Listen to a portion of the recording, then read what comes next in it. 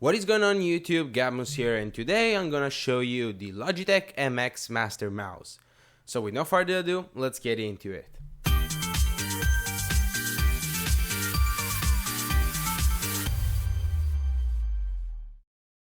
The Logitech MX Master mouse is an interesting product. It's an ergonomic professional wireless mouse. Oh, and let me get this straight, this is not a gaming mouse. Let's start the review with the box. The typical Logitech box with a magnetic flap on top that opens to reveal the mouse. Inside the package you'll find, well, the mouse, along with the unifying nano receiver and the USB cable for charging. Yes, this is of course a wireless mouse, but it's got an internal non-removable battery. I don't know how good this sounds to you, but it sounds pretty great to me. The MX Master can be recharged using the provided USB cable, or even the one from your phone, and can be used when it's charging. No more swapping batteries when they run out. And talking of battery life, it's pretty great, as you would expect for a mouse after all. Logitech advertises a battery life of 40 days for normal usage, but I think it will last a little bit less, like 30 days or so, but it's not really that big of a problem. Just remember to turn it off when you're done using it. I want to spend some time talking of the design. I think this is one of the most elegant mice I've ever seen.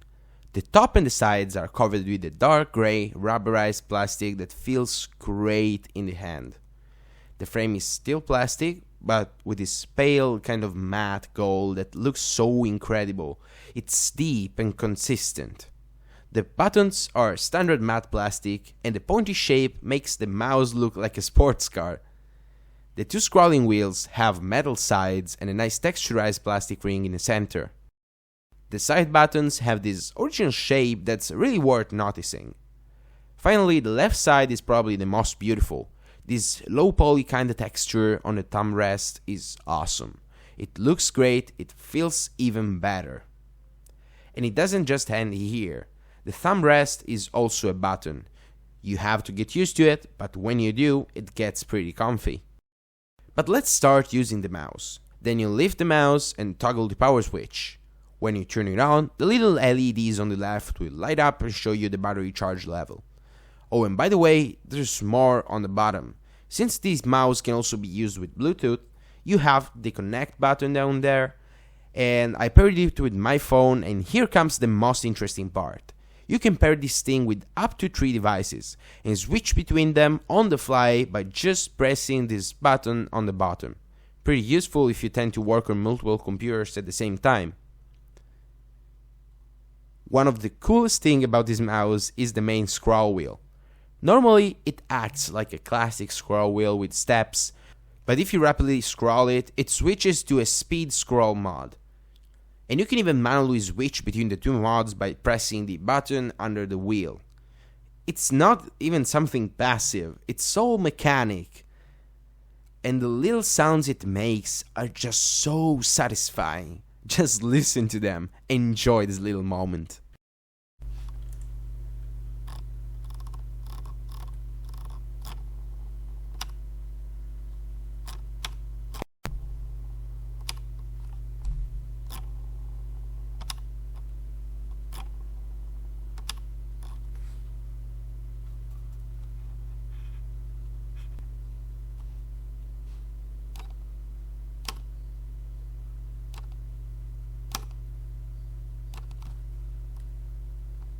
Alright, this mouse is pretty great, but it does have some downsides.